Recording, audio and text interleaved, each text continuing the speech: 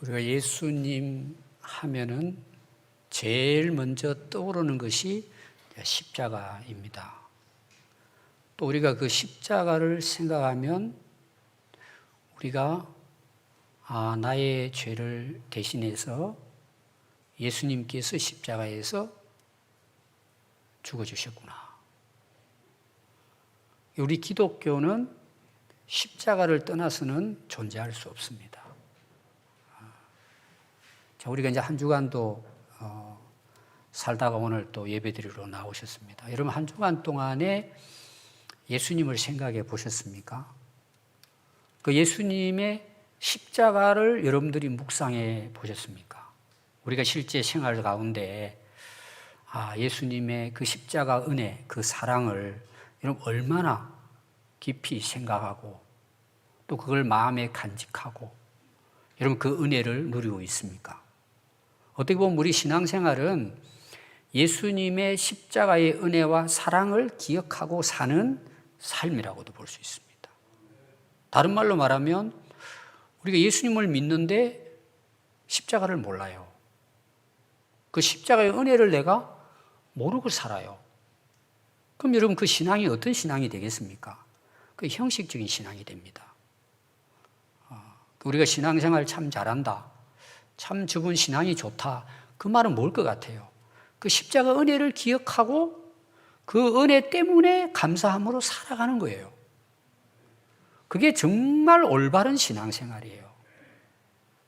우리가 이제 고난중화를 맞이해서 우리 모두가 예수님의 그 십자가의 은혜를 다시 우리가 기억하고 또 그 은혜를 회복할 수 있는 그런 은혜가 있기를 바랍니다.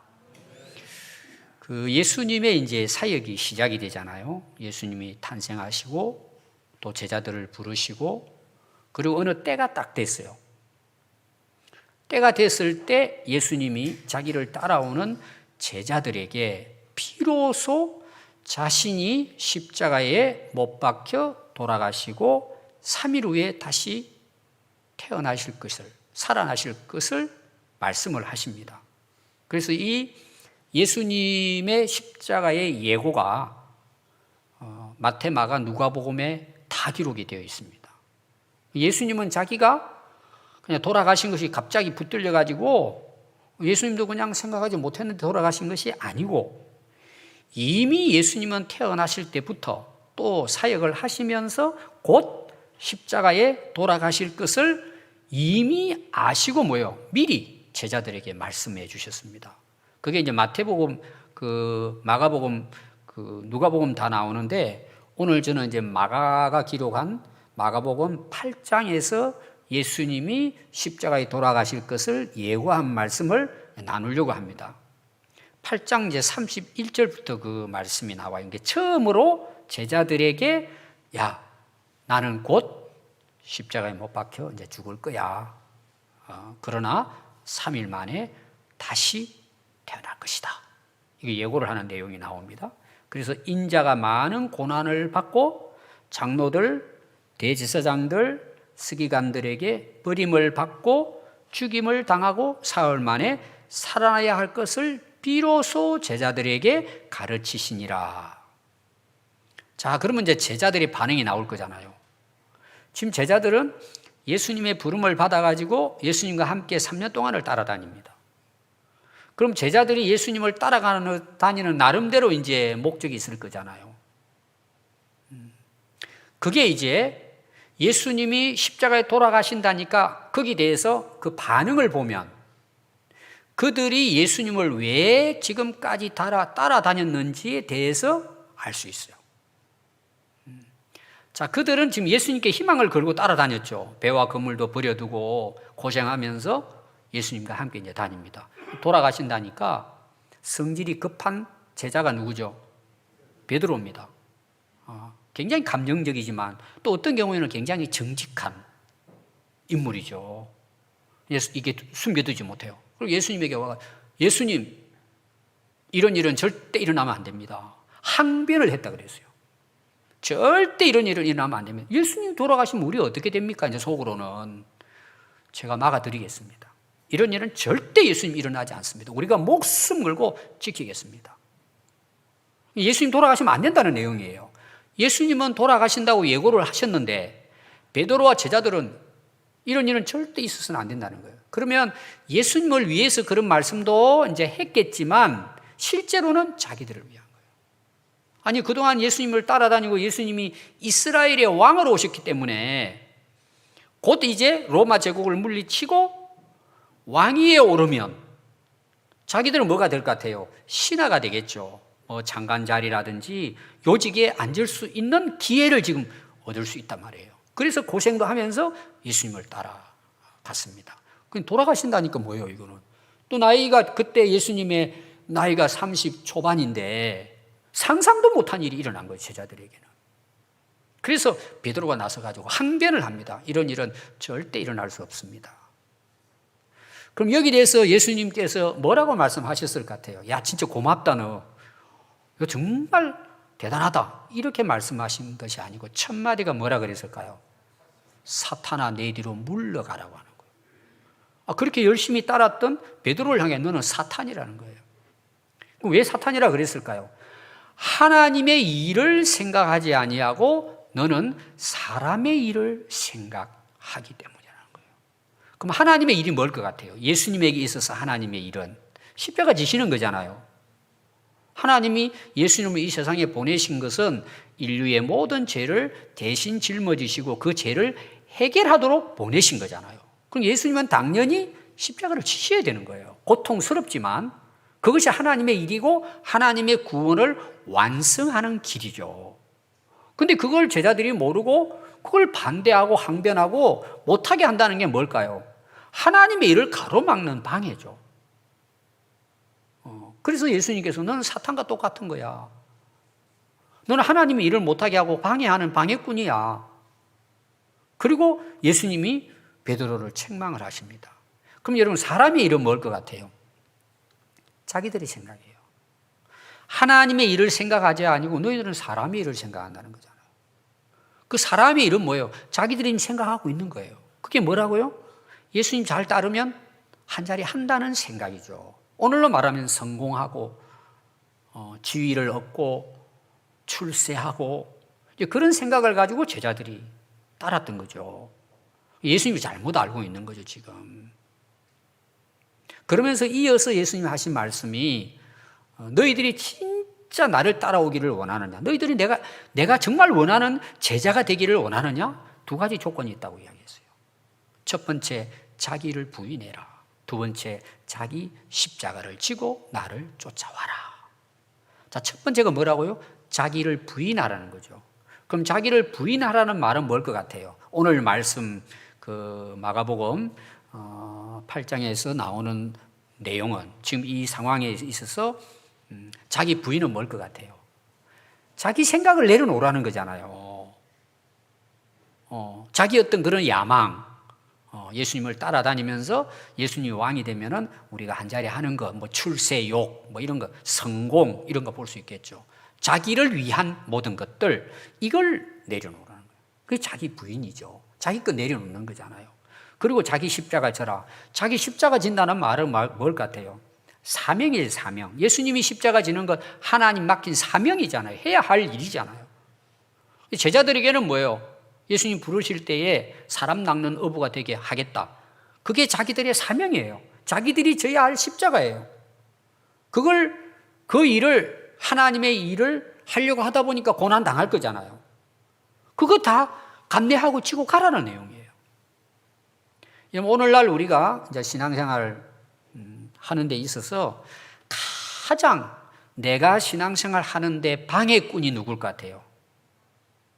내 신앙생활 하는데 걸림돌이 누구일 것 같아요? 네. 우리는 되게 어떻게 생각하는 줄 아세요? 가족 중에 누구라고 생각해요. 거의 잘못 만나가지고, 친구 잘못 만나가지고, 누구 자꾸 남 탓을 해요. 여러분, 그 사람의 문제도 있어요. 여러분 한번 가정생활 한번 보십시오. 남편 문제도 있고 아내 문제도 있고 자식 문제도 있고 부모 문제도 있고 친구 문제도 있죠. 근본적인 문제는 자기 자신이라는 거예요. 지금 예수님 말씀이 너희들이 나를 제대로 따라오지 못하는 이유는 뭐냐? 너 자기를 부인하지 못해서 그랬다는 거예요. 그리고 또 뭐예요? 하나님의 일을 생각하지 아니하고 자기 일에 빠져 사는 거예요. 자기 생각에 빠져 산단 말이에요. 그걸 못 내려놓는 거예요. 그리고 뭐예요? 하나님이 우리에게 각자에게 여러분들에게 맡겨준 사명이 있습니다. 여러분 그게 얼마나 소중한지 몰라요. 저는 우리 젊은 청년들을 만나고 또 아이들, 학생들을 만나면 항상 제가 물어보는 거는 딱 첫 번째가 너 앞으로 뭘 위해 살려고 하느냐. 좀 더 이제 고상하게 말하면 너는 비전이 있느냐. 저는 이걸 항상 물어봅니다. 너 뭘 위해 살려고 하느냐. 너는 하루 열심히 일주일 한 해 열심히 살아가는 너 뭐 위해 사느냐. 하나님이 너에게 맡겨준 그 사명이 뭐냐. 너는 뭔 비전을 가지고 사느냐 물어봅니다. 그런데 상당히 많은 사람들이 없어요. 먹고 살기 바쁘대요. 뭐 어떻게 하다 보면 뭐 좋은 일 하겠죠. 굉장히 뭐예요? 막연해요. 우리가 예수님을 믿고 하나님 말씀을 배우는데 우리가 인생을 살아가면서 내가 뭘 해야 되는지 자기 사명이 뭔지를 모르고 살아간다? 한번 여러분 우리가 깊이 생각해야 될 부분이에요. 우리가 진짜 예수 믿는 하나님의 자녀라면 자기 사명이 있는 거예요. 각자. 그 여러분들이 이제 오늘 하나님의 일, 사람의 일을 생각한다 나오잖아요. 여러분 무슨 생각을 하고 사세요? 인생을. 뭔 생각에 빠져 사세요, 여러분? 정말 여러분들이 하나님의 일, 내게 맡겨준 하나님의 이 정말 거룩하고 복된 그 사명을 내가 어떻게 감당해야 될 것인가를 생각하고 연구하고 계획을 세우고 여러분 살아가고 있습니까? 아니면은 내가 뭘 해야지, 내가 뭘 성공해야지, 여러분 이런 생각에만 빠져 있습니까? 한번 여러분 스스로를 잘 한번 돌아보십시오. 그게 여러분들의 지금 인생을, 여러분들의 영적 상태를 점검하는 거예요, 그것이. 여러분, 하나님께서 하나님 일을 하십니다. 그럼 예수님도 지난주 설교에 사람을 택해가지고 제자들을 세워서 그들을 통해서 일하십니다. 그럼 그 사람들 중에 누구를 통해서 하나님의 역사를 일해 나가실까요? 자기를 부인하고 자기 십자가 지는 자들이에요. 여러분, 오늘날 한국 교회가 부흥이 됐다가 좀 이제 감소되는 상황입니다. 앞으로 계속해서 감소된다는 그 예측을 하고 있습니다. 그래서 우리가 어떤 일을 할 때 우리는 수적인 것을 굉장히 중요하게 생각합니다. 여러분, 수도 중요합니다. 우리가 무슨 일을 하려고 그러면 사람도 필요하고 재정도 필요하죠. 그러나 하나님은 일을 하실 때 그게 우선이 아니에요. 그것도 필요해요. 사람도 필요하고 또 좋은 사람이 많고 또 여러분 어떻게 보면 헌금도 필요하고 하나님 그걸 통해 일하시죠. 근데 진짜 하나님이 일하시는 방식은 그게 아니에요. 하나님은 어떻게 일을 하실 것 같아요? 단 한 사람이라도 자기를 부인하고 자기 십자가를 진 자를 통해서 하나님은 지금도 일하십니다. 100만 명이 할 수 없는 일을 자기를 부인하고 자기를 십자가에 못 박고 자기 사명을 위해 사는 한 사람을 통해서 하나님은 일하십니다. 그게 하나님의 역사예요. 아니, 예수님 한 분의 십자가를 통해서 온 인류를 구원하시잖아요. 그래서 오늘 첫 번째 여러분들이 기억해야 될 것은 뭐냐? 예수님이 십자가의 죽으심을 예고했을 때 그렇게 열심히 제자들이 예수님을 따랐지만 결국은 뭐예요? 아직도 그걸 깨닫지 못했다는 내용이에요. 두 번째입니다. 자, 예수님이 예고하셨어요. 실제로 예수님은 그들이 만류하고 항변을 하고 어떤 경우는 사단 마귀가 예수님을 방해했지만 결국은 뭐예요? 예수님은 십자가에 못이 박혀 돌아가십니다. 예고하시고 예고하신 대로 예수님은 십자가를 지고 십자가에서 돌아가셨습니다. 그래서 마가복음 15장 이제 25절부터 보면 예수님이 십자가에 못 박히시고 운명하시는 내용이 그 이후로 기록이 됩니다. 그래서 25절에 보면 때가 제3시가 되어 십자가에 못 박으니라 그랬어요. 3시는 그 당시 이제 유대인 시간입니다. 오늘 우리 사용하는 시간으로 보면 오전 9시예요.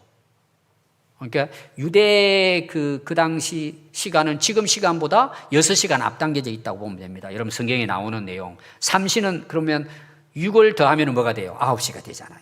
예수님이 오전 9시에 십자가를 못 박힌 거예요. 그 저녁부터 해가지고 새벽까지 고문 당하시다가 오전 9시에 사람들이 보는 가운데 십자가에 못이 박혔습니다. 그리고 그 제표가 뭐냐? 제명이 뭐냐? 유대인의 왕이다. 예수님을 이제 비웃는 거죠. 어떻게 왕을 십자가에 못 박아요? 네가 유대인의 왕이라 했다. 그리고 이제 로마 제국에서 뭐예요? 왕은 그 로마의 황제인데 네가 왕이냐? 그리고는 너는 네 스스로가 유대인의 왕이라 그래서 그래 왕이 한번 죽어봐. 그리고 비웃는 것처럼 그 제명을 그렇게 썼습니다. 그러면서 이제 예수님 돌아가실 때 양편에 이제 두 강도, 살인 강도가 사형수가 돼가지고 같이 십자가에 못 박힙니다.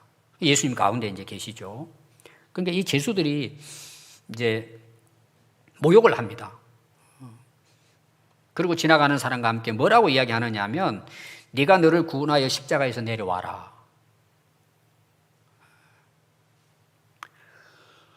또 지금 십자가에 내려오면 그거 내가 믿고 따르겠다. 십자가에 내려오라는 거예요.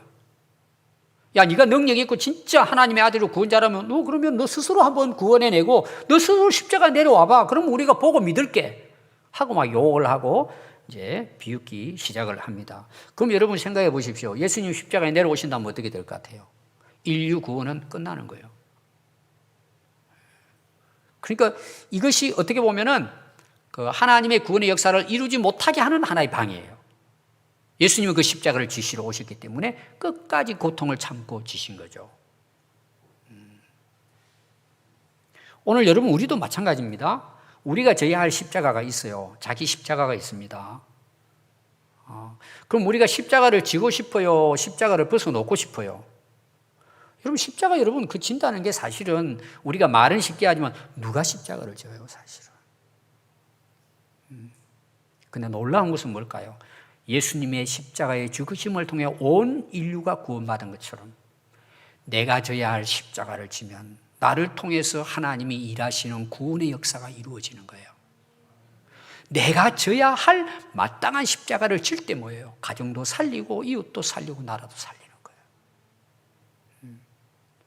그래서 우리 성도들은 이걸 단순하게 생각하면 안 되고 실제 생활 속에서 여러분들이 적용을 해야 돼요. 자, 예를 들어 볼까요? 여러분들이 다 직장이 있잖아요. 그럼 직장에 갔습니다. 하다 보면 여러분 직장에 안 믿는 사람들이 대부분 많잖아요. 그럼 여러분 마음에 안 드는 것도 있고 왜 저렇게 하냐? 어떻게 보면 막 좀 화도 나기도 하고 이런 경우 있잖아요. 싸우고 싶기도 하고 참 말도 안 되고 이런 사람 많잖아요. 여러분 가다 보면. 그래도 여러분들이 그 십자가를 져야 돼. 끝까지 져야 돼. 가정도 마찬가지고. 십자가 진다는 걸 쉽게 말하면 그게 옳은 일이고 하나님 앞에 올바른 길이라면 우리는 묵묵히 그걸 참아내는 거예요. 더 구체적으로 말하면 우리가 세상과 타협하지 않고 정직하게 내게 맡겨진 일을 최선을 다해서 우리 믿는 성도들은 정말 성실하게 충실하게 자기 일을 끝까지 감당해내는 거예요. 그럼 여러분 그 사람을 통해서 가정도 살고 직장도 살고 나라도 사는 거예요. 근데 우리 그리스도인들이 힘들다고 어렵다고 체면 차린다고 그 십자가 다 내려버리고 세상 사람들을 같이 싸우고 같이 욕심내고 그렇게 하면 여러분 세상이 어떻게 되겠어요? 하나님의 일은 일어나질 않아요.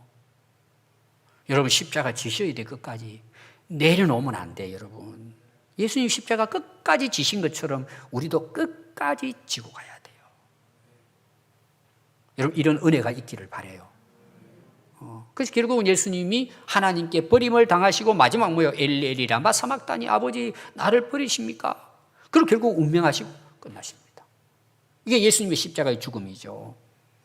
이런 이 십자가 처형은요, 이 로마 제국에서 이제 제국이잖아요. 식민지를 다스리잖아요. 지중해를 중심으로 해서 그 당시는 거의 그 주변을 로마 제국이 장악을 했습니다. 그럼 나라마다 전부 다 총독을 세워가지고 다스리는 거예요. 세금 뜯어가고. 그러면 이 로마 제국에서 가장 염려하는 게 뭐냐 하면은 데모가 일어나는 거예요. 독립운동 있잖아요.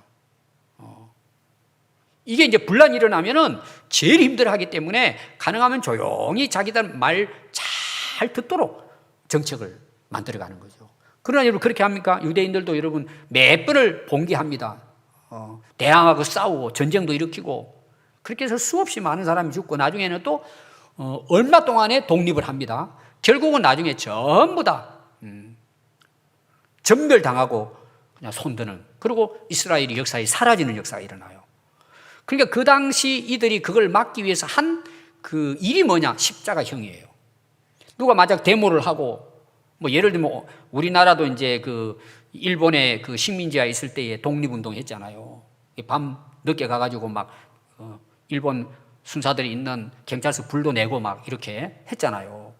그런 사람이 딱 붙들리면은 공개 처형을 시키는 거예요. 그게 십자가형이에요. 길거리에다가 나무로 십자가를 세워놓고 그리고 못을 박아요. 양손에 못을 박습니다. 그리고 양발에 못을 박고 나중에는 끌고 다니는 거예요. 사람들 보라고. 광고 효과죠. 너희들 우리 대항에서 이상한 짓 하면은 이렇게 너희들 고통당하다가 죽일 거야. 이 사람들이 보고 막 끔찍하단 말이에요. 그 십자가형이.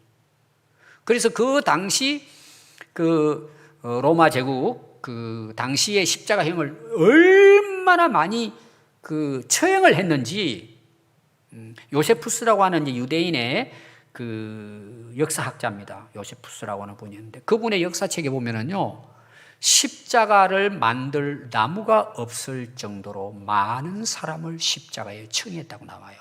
역사 속에. 엄청나게 하여튼 발견만 되면은 십자가 못 박아가지고 길거리 끌려다니는 거예요. 사람들이 보이고. 그럼 어떻게 십자가에 못 박았느냐? 그 이제 발굴이 됐어요. 고고학자들이 발굴을 하니까 우리는 대개 이제 예수님 십자가에 못 박히신 거 손, 발 이렇게 보잖아요. 근데 그 당시 로마 제국에서 십자가형을 할 때에 못을 어디다 박았느냐? 손목에다 박았어요. 여기에 두 그 뼈가 지나갑니다. 양쪽으로. 지나가는데 그 뼈 사이에다가 못을 박은 거예요. 그럼 한번 생각해 보세요, 여러분. 여기 핏줄이 지나가는 여기다 박았는데 피가 다 진짜 물총처럼 쏟아나는 거예요, 이게. 그리고 십자가에 걸어 놓으면 이제 이게 딱 걸리니까 끌고 다녀도 이게 시체가 떨어지지 않는 거예요. 여기다 해놓으면 떨어지는데. 그래서 여기에 못 박힌 그 시체들이 발견된 거예요. 그 다음에 발은 어떻게 못을 박았느냐? 그냥 이 발등이 아니고 뒤에 발목 있죠. 뒤꿈치. 거기는 굉장히 그 뼈가 단단하고 큽니다, 넓게. 거기다가 못을 박은 거예요. 내려오지 않도록. 실제로 제가 사진을 봤더니 그게 엉켜가지고 그 못하고 뼈하고 같이 이렇게 한 살이 돼 있는 그런 사진들이 보니까 발굴한 걸 사진들이 나와 있더라고 보니까. 그거 한번 여러분 생각해 보세요. 그렇게 하고는 십자가에 매달고는 끌고 다니는 거예요.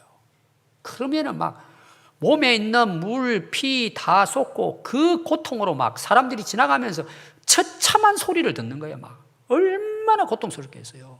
어떤 분들은 주사 맞는 것도 무서워하잖아요. 그렇게 해가지고 막 피와 물 다 쏟고 막 기진맥진하게 되고 탈진하게 되고 나중에는 정신을 잃고 나중에는 막 그렇게 고통당하다 질식사한다는 거예요. 예수님은 그렇게 십자가에 못 박혀 돌아가신 거예요. 그냥 단순히 십자가에 못 박혀 돌아가신 것이 아니라는 것입니다. 그런데 예수님이 그 두 강도와 함께 십자가에 못 박혔잖아요. 두 강도는 자기가 사형수로서 자기의 죄에 대한 형벌을 받아서 돌아가신 거예요. 그걸로 끝나요. 그들의 십자가의 죽음은. 예수님의 십자가의 죽음은 그들과 차이가 있다 이 말이에요. 다르다는 내용이에요. 뭐가 다를까? 자, 마가복음 15장 38절에 보면 예수님이 딱 운명을 하시죠. 숨 지셨다 그러고 나오는 말씀이 15장 38절이에요. 예수님이 딱 숨지고 고개를 숙이고 돌아가셨는데 바로 이어서 성소의 휘장이 위로부터 아래까지 찢어져 둘이 되니라 그랬어요. 그 소리를 듣고 또 찢어진 것을 본 백부장들이 이는 진실로 하나님의 아들이시다 하고 외치는 내용이 나와요. 자, 보십시오. 골고다 언덕에서 예수님이 숨지셨는데 십자가에서 성소 안에는 기적 같은 일이 일어난 거예요. 성전 안에. 그 성소와 지성소 사이에는 천막이 가로막혀 있어요. 휘장이. 그게 위로부터 쫙 찢어져 둘로 나눠져 버린 거예요. 그러니까 성소하고 지성소하고 뭐예요? 구분하기 위해서 휘장으로 이게 막아놨는데 그게 그냥 쫙 찢어지면서 뭐예요? 하나가 됐다는 길이 열린 내용이에요. 제가 이제 성막이 뭔가에 대해서 간단히 설명하겠습니다. 9장, 히브리서 9장에 그 내용이 나오거든요. 여러분들이 한번 찾아보십시오. 9장 1절부터 보면은 성소가 나옵니다. 성소. 그 성소는 이런 거예요. 설명을 하면은 크기가 얼마만 하냐 그러면은 성소의 크기가 이제 거룩한 장소가 성소예요. 직사각형입니다. 넓이는 한 4, 5m. 길이는 한 13, 14m예요. 그게 3분의 2는 성소고 3분의 1을 가로막아 놓은 그 휘장 안쪽이 지성소예요. 지극히 거룩한 장소예요. 그래서 거기 여러분 9장 2절에 보면 예배한 첫 장막이 있고 그 안에는 첫 장막은 성소를 가리킵니다. 3분의 2에 되는 그 공간이에요. 그 커튼 앞에. 거기는 등잔대, 상과 진설병이 있고 이를 성소라 일컬고 그 다음에 그 휘장이 치어져 있는 안쪽이 지성소예요. 3절에 보니까 둘째 휘장 뒤에 있는 장막을 지성소라 일컫나니 금 향로와 사면으로 금을 싼 언약궤가 그 안에 있다. 법궤를 이야기해요. 하나님 말씀이 있는 곳이에요. 거기에 하나님이 임재하는 곳이에요. 그러면은 그 성소에서는 일반적으로 매일 제사장들이 거기서 제사를 이제 드립니다. 하나님 앞에. 근데 1년에 딱 한 번 대속죄일 날 대제사장이 한 번 지성소에 들어가는 거예요. 들어가서 1년 동안에 이스라엘 백성들의 모든 죄를 속죄하는 제사를 1년에 한 번 지성소에 들어가서 드리는데 그 휘장을 열고 들어가는 거예요. 그럼 여러분 휘장이 그냥 커튼이 아니에요. 두께가 20cm예요. 그냥 뭐 우리로 말하는 이런 천이 아니고 그 당시는 천이 없잖아요. 제대로 된 게. 천에다가 또 뭐 동물 가죽에다가 이게 어마어마하게 두께가 넓어요. 20cm예요. 그 휘장이. 넓이가 6m예요. 그 공간이 한 4m가 되니까 이렇게 굴곡이 저기 되니까 6m짜리예요. 높이는 18m예요.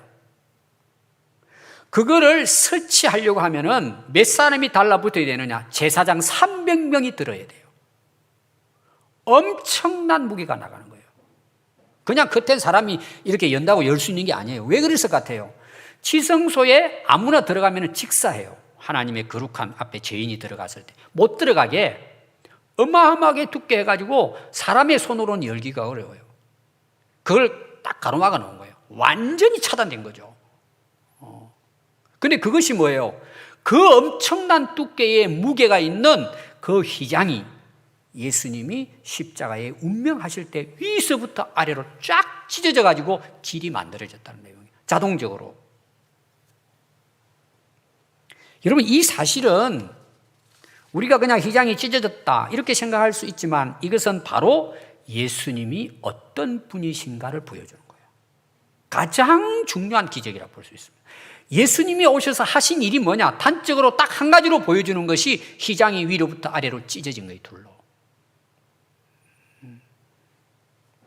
예수님이 왜 십자가에 죽으셔야 했는지에 대한 하나의 징표예요.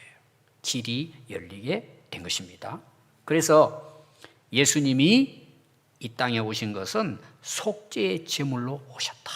이걸 말씀해 주는 것이고 두 번째로는 그 십자가의 죽으심은 우리의 모든 죄를 다 속죄 갚아주셨다. 그 예수님께서 십자가에서 돌아가실 때 뭐라고 말씀해요? 다 이루었다는 거예요. 그럼 우리가 이룰 게 있어요, 없어요? 야, 나 90%만 내가 십자가 지고 죽는다. 10% 너희들이 알아서 선행하고 너희들 열심히 해. 이게 아니에요. 100% 완전히 예수님이 십자가에 못 박혀 돌아가심으로 인류의 모든 죄를 완전히 온전히 대속해 주셨어요. 우리가 할 게 있어요, 없어요? 아무것도 없어요. 예수님만이 완성하셨습니다.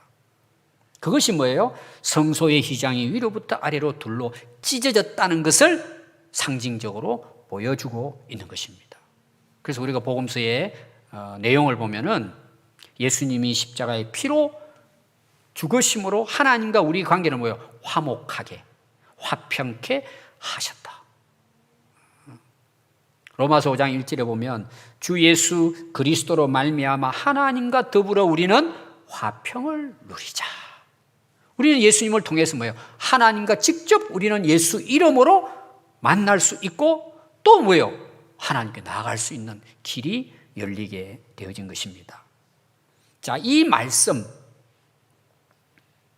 휘장의 둘로 쪼개진, 찢어진 이 예수님의 죽음에 상징적으로 나타난 이 기적이 오늘 우리가 읽은 히브리서에서는 이걸 어떻게 해석하고 있는가? 그게 오늘 20절 말씀, 중요한 내용이에요. 한번 보십시오. 그 길은 우리를 위하여 휘장 가운데로 열어놓으신 새로운 살길이요. 휘장은 곧 그의 뭐라고요? 육체라고 해석해 놓은 거예요. 그 휘장은 뭐예요? 예수님의 육체를 가리키고 육체에 찢어지고 죽으심을 통해서 뭐예요? 우리가 하나님께 나갈 수 있는 새로운 살길, 생명의 길이 열린 거예요. 이게 예수님의 십자가의 죽음에 가장 중요한 뜻이 담겨 있다고 볼 수가 있습니다. 그래서 여러분 그 히브리서 10장 1절을 보시면 율법은 장차 올 좋은 일의 그림자요. 여기 율법이라는 것은 그 구약의 짐승 제사를 이야기하는 거예요. 우리가 죄 씻음 받기 위해서는 짐승으로 제사를 드린 것을 이야기합니다. 근데 그건 그림자래요. 진짜가 아니라는 거죠. 그리고 뭐예요? 참 형상이 아니라고 그랬어요. 자, 그림자에 대해서 한번 보겠습니다. 여러분들이 이제 밤에 쭉 이제 길을 가다 보면은 멀리서 사람이 오는데 사람은 안 보이는데 그림자는 불빛에 비춰서 우리 앞에 나타나죠. 그림자. 그럼 어떤 경우는 참 무서울 수도 있고, 그럼 뭐 예를 들어서 이제 아이들이 엄마 아빠를 기다리고 있는데 저기에서 뭐가 누가 걸어오는 건데 그림자가 자기 앞에 비쳐요. 그러면 엄마 아빠 오시는 모양이다. 그리고 좋아하죠. 가까이 오면 뭐예요? 엄마 아빠가 보이잖아요. 구약에 나오는 짐승의 제사나 율법의 제사는 예수님이 오실 것에 대한 그림자예요. 그럼 그림자가 진짜예요? 예수님이 진짜예요? 예수님이 참 형상이라는 거예요. 그러니까 구약에 제사 행하는 모든 것들은 예수님이 우리의 죄를 대신해서 예수님이 어린 양의 희생의 제물이 되어서 실제로 예수님이 몸이 찢기시고 돌아가시는 것을 구약의 제사는 미리 보여준 것뿐이에요. 근데 그분이 오셔서 예수님이 오셔서 완성하셨다는 내용이에요. 이것이. 그래서 예수님의 십자가의 죽음이 뭐예요? 돌아가시니까 휘장의 그 모든 것들이 문이 열려서 생명의 길이 열리게 되어졌다는 것을 히브리서에서는 기록을 하고 있습니다. 그래서 구약의 짐승의 제사는 우리의 죄를 살 수가 없어요. 그림자이기 때문에. 그래서 1절 뒷부분에 보면은요, 해마다 드리는 제사로는 언제나 온전하게 우리를 할 수 없어요. 그리고 4절에 보면 황소와 염소의 피가 능히 죄를 없이 할 수 없다는 내용이에요. 그걸 완성하신 분이 예수 그리스도이시기 때문에 예수님께서 단번에 자기의 육체를 드림으로 이 속죄를 완성하셨다. 10절 한번 보십시오. 이 뜻을 따라 예수 그리스도의 몸을 단번에 들으심으로 말미암아 우리가 뭐예요? 하나님께 나갈 수 있는 거룩한 자가 됐다는 거예요. 예수님 십자가를 통해서 12절도 보십시오. 오직 한 가지죠. 그리스도는 죄를 위하여 한 영원한 제사를 드리셨다. 영원한 제사는 뭐예요? 한 번의 죽으심으로 더 이상 제사 안 드려도 된다. 완성했다는 내용이에요. 또 14절도 나오죠. 그가 거룩하게 된 자들을 한 번의 제사로 영원히 우리를 죄에서 온전하게 하신 거예요. 아멘. 여러분 이게 복음이에요.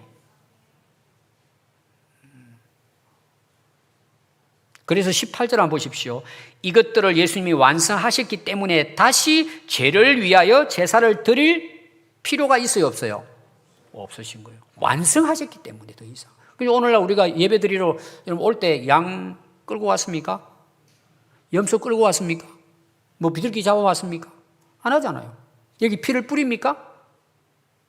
이단들은 지금도 그게 필요하다고 뭐 피를 흘려야 된다 그러고 유월절 지켜야 된다 그러고 전부 다 복음에서 벗어난 거예요. 잘못된 거예요. 성경을 잘못 해석하고 있는 거예요. 예수님은 완성하신 거예요. 그래서 오늘 히브리서 그 20절 내용 여러분 꼭 기억하셔야 합니다. 그 길은 우리를 위하여 휘장 가운데로 열어놓으신 새로운 살 길이요 생명의 길이고 구원의 길이란 말이에요. 휘장은 그의 육체니라. 육체가 찢겨 돌아가심으로 하나님과의 관계에 막혀있는 죄악의 담이 다 허물어지고 우리는 누구든지 예수님의 이름으로 하나님께 나가게 되는 거예요. 누구든지 마찬가지예요.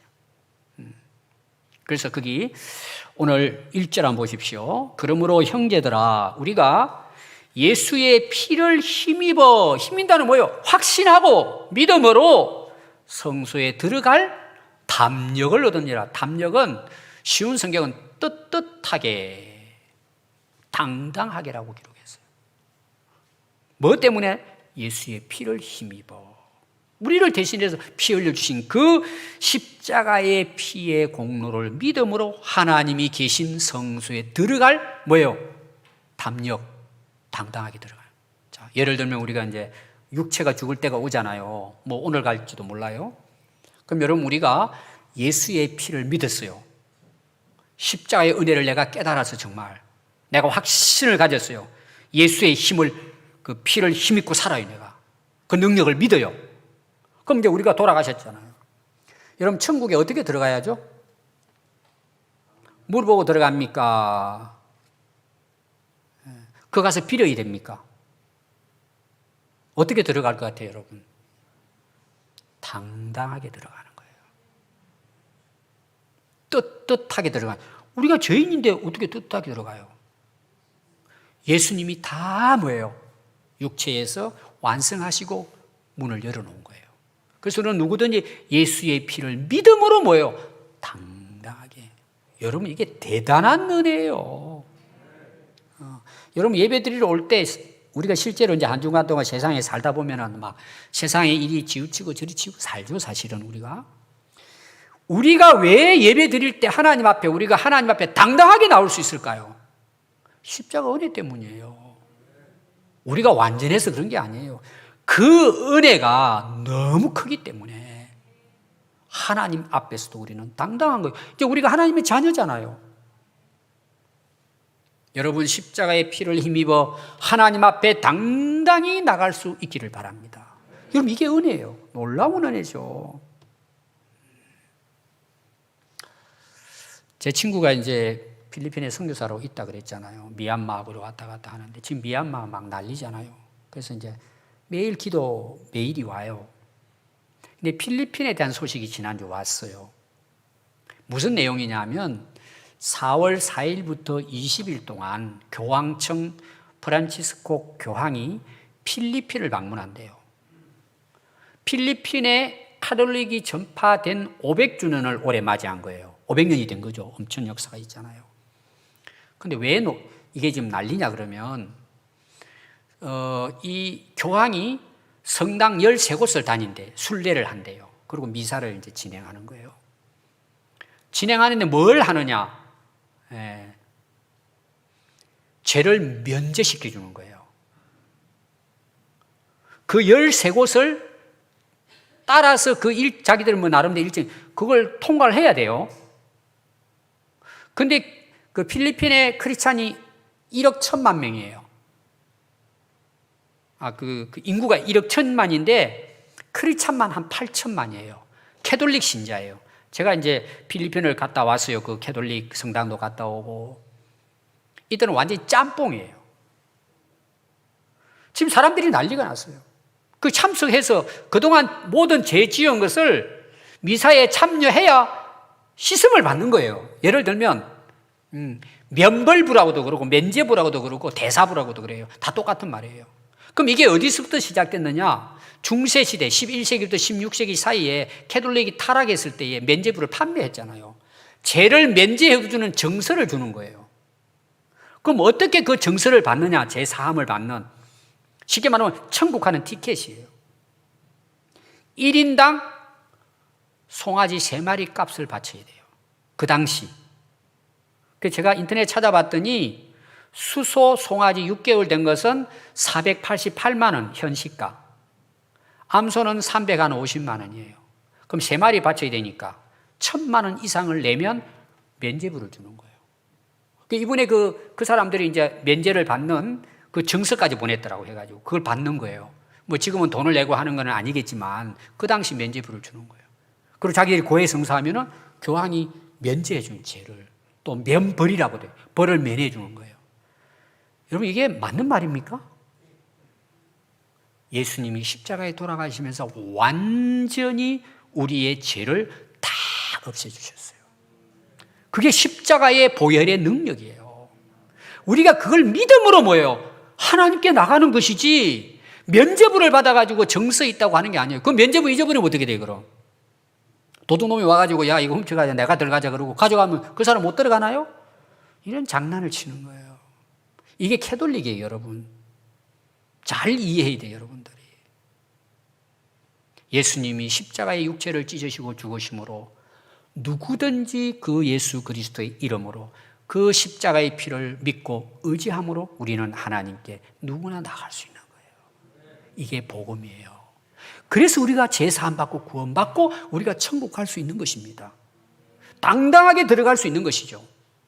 오늘 여러분 말씀 이야기하잖아요. 그래서 예수님은 뭐예요? 요한복음 14장 6절에 보면 내가 곧 길이라는 거예요. 내가 진리고 내가 생명이다. 나로 말미암지 않고는 아버지께로 한 사람도 올 수 없다. 여러분 이 사실을 믿으면 뭐예요? 예수 이름으로 우리는 구원을 얻고 하늘나라 갈 수 있는 것입니다. 아멘. 21절 22절 보십시오. 그러므로 우리가 마음의 뿌림을 받아 뭘 뿌려요? 십자가의 피예요. 옛날에는 여러분들 그 애굽에서 6월절 날 어린 양의 피를 문설주에 발랐잖아요. 뿌렸잖아요. 예수님이 우리를 위해 십자가에 돌아가 주신 그 십자가의 피를 내 마음에 뿌려야 된다는 거예요. 이 말이 뭐예요? 믿는다는 말이에요. 마음으로 정말 이걸 믿는다는 거예요. 오늘 여러분 이 일은 가능해요. 내 마음이 뿌려져 있어야 돼요. 내가 마음으로 믿어야 돼요. 십자가의 피를. 믿으면 어떻게 돼요? 뿌림을 받으면 악한 양심에서부터 벗어나기 시작해요. 이제 우리의 몸은 맑은 물로 씻음같이 우리의 뭐예요? 형실이 깨끗함을 받게 돼요. 그래서 참 마음과 온전한 믿음으로 하나님께 나가게 되는 거예요. 여러분 우리가 어떻게 믿음 가지게 돼요? 참으로 믿어야 돼요. 온전한 마음으로 믿게 될 때 뭐예요? 우리는 이 살 길을 향해 당당하게 들어갈 수 있게 되는 것입니다. 그러므로 이어서 약속하신 하나님은 미쁘시다. 신실하시기 때문에 우리가 믿음의 도리의 소망을 움직이지 말고 이 십자가의 복음을 굳게 잡고 서로 돌아보아 사랑과 선행을 서로 격려하고, 그때는 너무 그 핍박이 심했으니까 우리 성도들이 이 십자가의 은혜를 기억하고 서로 돌아보고 사랑과 선행으로 격려하고 모이기를 피하는 악한 사람들의 습관을 따르지 말고 주님이 다시 오실 그때를 기다리면서 더욱 모이기에 힘쓰도록 해라. 오늘 우리가 십자가의 은혜로 구원받은 하나님의 백성이라면 여러분 세상에 따라 살면 안 돼요. 악한 습관을 따라 살면 안 돼요. 우리는 다시 오실 주님을 맞이하기 위해서 오늘도 뭐예요? 깨어서 그 나라의 소망을 바라보고 내 자신을 부인하고 자기 주어진 십자가를 지고 주님 오실 때까지 끝까지 주의 일에 더욱 힘쓰는 우리 모든 성도들이 되시기를 바랍니다. 기도하겠습니다.